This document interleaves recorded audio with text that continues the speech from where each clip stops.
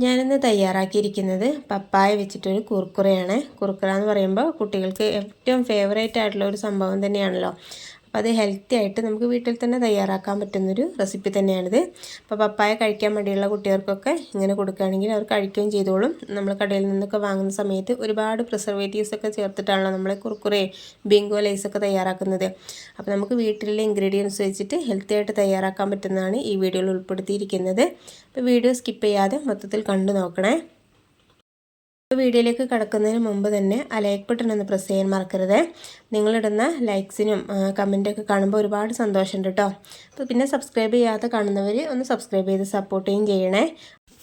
തൊട്ടടുത്ത് കാണുന്ന ആ ബെല്ലൈക്കണും കൂടി ഒന്ന് പ്രസ് ചെയ്തിട്ട് അതിൽ കാണുന്ന ഓൾ എന്ന ഓപ്ഷൻ തന്നെ ക്ലിക്ക് ചെയ്യാൻ മറക്കരുത് കേട്ടോ. എന്നാലാണ് ഞാൻ പുതിയ വീഡിയോസൊക്കെ ഇടുമ്പോൾ നിങ്ങൾക്ക് നോട്ടിഫിക്കേഷൻ കിട്ടുകയുള്ളൂ.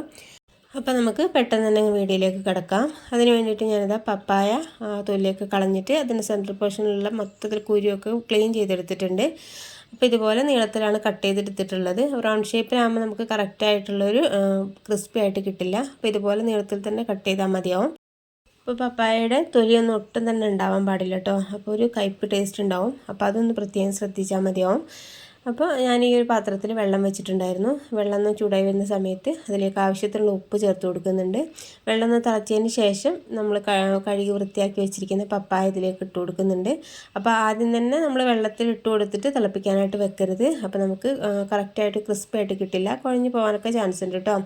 ഒരു വാടിയ പോലെ ഉണ്ടാവും. അപ്പോൾ അതില്ലാതിരിക്കാൻ വേണ്ടിയിട്ട് നമ്മളിതുപോലെ നല്ല രീതിയിൽ തിളച്ചതിന് ശേഷം മാത്രം ഈ പപ്പായ ഇട്ട് കൊടുക്കുക. എന്നിട്ട് 5 മിനിറ്റ് നേരം ഹൈ ഫ്ലെയിമിൽ വെക്കുന്ന സമയത്ത് കറക്റ്റായിട്ട് കുക്കായി കിട്ടിക്കോളും. ഇപ്പോൾ നല്ല രീതിയിൽ തിളച്ചിട്ട് കുക്കായി കിട്ടിയിട്ടുണ്ട് കേട്ടോ. ഒരുപാട് നേരം കുക്ക് ചെയ്യുന്ന സമയത്ത് നമുക്ക് ഇതുപോലെ കിട്ടില്ല, പൊട്ടിപ്പോകാനൊക്കെ ചാൻസ് ഉണ്ടാവും കേട്ടോ.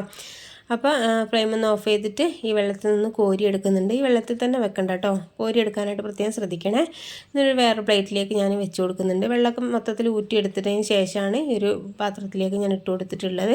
ഇനി അതിലേക്ക് 2 ടേബിൾ സ്പൂൺ കോൺഫ്ലവർ ചേർത്ത് കൊടുക്കുന്നുണ്ട്. ഇതിന് പകരം മൈദപ്പൊടി എടുത്താലും കുഴപ്പമൊന്നുമില്ല. അപ്പോൾ നമ്മൾ മിക്സ് ചെയ്തതിന് ശേഷം വേണമെന്നുണ്ടെങ്കിൽ കോൺഫ്ലവർ ആണെങ്കിലും മൈദ ആണെങ്കിലും ചേർത്ത് കൊടുത്താൽ മതിയാവും. ആദ്യം തന്നെ 2 ടേബിൾ സ്പൂൺ ഞാൻ ഇട്ട് കൊടുത്തിട്ടുണ്ട്. പിന്നെ അതിലേക്ക് എരിവിന് ആവശ്യമുള്ള മുളക് പൊടി ചേർത്ത് കൊടുക്കുന്നുണ്ട്. പിന്നെ കുറച്ച് മഞ്ഞൾപ്പൊടിയാണ് ചേർത്ത് കൊടുക്കുന്നത്. വേറെ മസാലപ്പൊടികളൊന്നും ചേർത്ത് കൊടുക്കണ്ട കേട്ടോ, ഇത് മാത്രം ചേർത്ത് കൊടുത്താൽ മതിയാവും. നല്ല രീതിയിലൊന്ന് മിക്സ് ചെയ്തെടുക്കാം.